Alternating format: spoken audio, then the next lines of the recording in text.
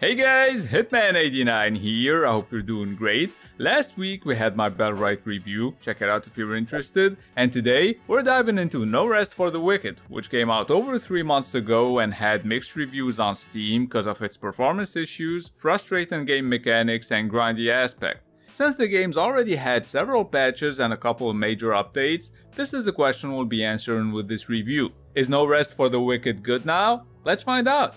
I've been playing this game a lot lately, but the frame rate kept dipping below 60 very frequently. And we're talking dropping all the way down to the low 40s, and I have a 4080. So I made it to the city and I literally had to stop because of how unplayable it was. No rest for the wicked? More like no rest for the GPU, am I right? Okay, never mind. Now, with the latest update, it's running much better. Still not perfect, there's a little bit of stuttering when changing areas, but I can definitely enjoy the game properly now. Keep in mind, No Rest for the Wicked isn't your usual ARPG. It reinvents the genre by making it worse. No, but this is basically an isometric Souls-like, and also a survival game. So, in addition to the terrible camera angle that'll get you killed pretty often, the devs have blessed us with a durability system. In a game where you're meant to die every 5 minutes. That's, what's the word I'm looking for? Oh yeah, a dumbass idea. When you add to that the fact that checkpoints don't heal you or even recharge your healing items, instead of making progress, you'll find yourself constantly looking for herbs and mushrooms to cook some meals and have enough healing items to finally get back at it. At least that's how I spent my first couple of hours in this game. And while we're still talking about bad ideas, here's another one. You can upgrade the city, which is great, but once you provide all the required materials, you have to wait 4 hours. And when it comes to crafting, it's the same thing. For example, to turn iron ores into ingots, it's 6 minutes per piece. Why? Because the devs had the brilliant idea to add timers in order to artificially stretch the game's length. That's the kind of stuff you would expect to see on a shitty mobile game, not a $40 PC game. On the bright side, you can do cool stuff like buying a house, putting furniture in it, and using it to craft all sorts of gear and tools. You'll have to grind a lot to get all the materials you need though. Plus the second I bought this house, some dude spawned in front of it, and every time this piece of shit sees me, he says, "Oi, notice anything unusual at home? Oi!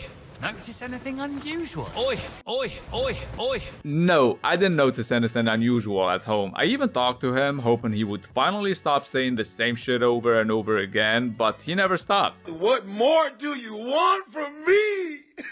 Seriously, I'm not going home anymore. Now I do all my crafting work at the blacksmith's place. Speaking of which, before the update, you couldn't see what upgrading your gear would do to it. You'd have to pay first and then pray the stat boost was worth it. That's now been fixed with the latest update, but I feel like the enchantment system was just made to piss people off. It removes most gem and rune sockets, and it's completely random, so you have no idea what you're gonna get. For example, I enchanted this shield and it got a debuff that constantly drains my health, making it completely unusable. Oh, and removing a socketed rune completely destroys the weapon or armor. The whole system is just unnecessarily punishing. It's like the devs enjoy pissing people off. By the way, I got a question. Being the pussy that I am, how am I supposed to sneak up on enemies with this camera angle? I can't see shit. No Rest for the Wicked is challenging to say the least. I got my ass kicked around 69 times before I started doing what I did in Baldur's Gate 3 and Dragon's Dogma 2, pushing people off cliffs. But sometimes I get a little too excited and it ends like this.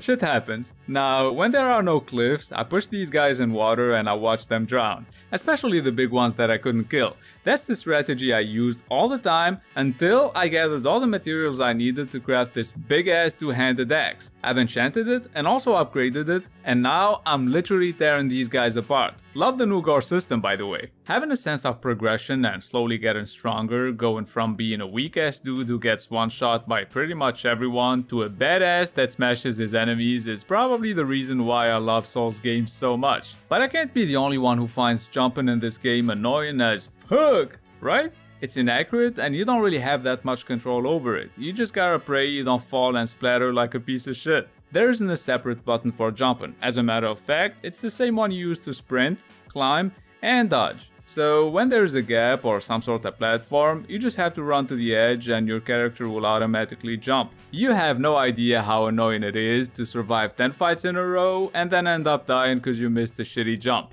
89% of my deaths have been this way. The remaining 11% were because of these big ass dudes, and also because of these annoying witches. Sometimes I'm doing just fine though, but then they teleport behind the locked gate and I can't kill them anymore. Wait, is this bitch taunting me? In all seriousness though, the only bugs I've had are these two floating rocks, and sometimes enemies not falling off cliffs when I push them, they would just get stuck like this. But the only issue that actually bothered me is that there were a few times where I had to be positioned in a very specific way to interact with certain items. Like this chest for example, I even thought it was locked at first.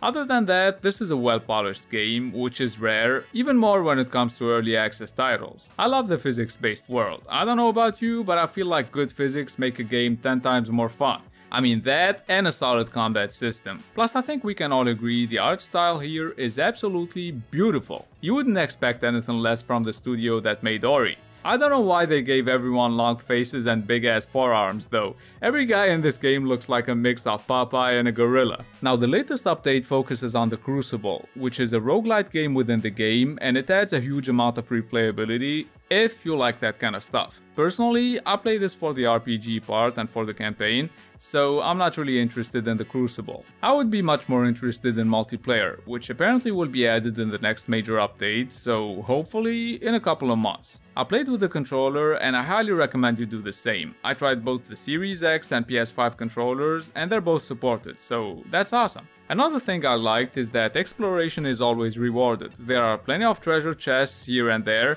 but regardless of the loot, just exploring this beautiful world and sometimes finding hidden paths and optional areas feels great. I found myself going back and playing this game some more, cause even though there are quite a few annoying mechanics, the core gameplay is fun and I really like challenging games, as long as they're medieval RPGs. I think it's time to move on to the verdict. I played No Rest for the Wicked day 1 and I had to stop after only 30 minutes, cause I knew the game had something, but it was just too rough to be enjoyable. 3 months later, a lot of its flaws were addressed and it's already a solid game. That's why I'ma give it a 7 out of 10. In my opinion, this is a masterpiece in the making, but for now, make sure to get it on sale, cause story-wise, so far it's just Act 1, so you'll have to spend a lot of time in the Crucible while waiting for the next content update. That's gonna be it for my No Rest for the Wicked review. I hope you found it helpful, or at least I hope it made you smile. For more game reviews and top 10 videos showing you the best games to play right now, don't forget to subscribe. It's been Hitman89, see you guys very soon. You got this, you gotta want it. Life ain't fair. Are you gonna win or keep the place scared? I will not stop, I am prepared to get to the top, yeah, you must be rare. Got 'em like, hey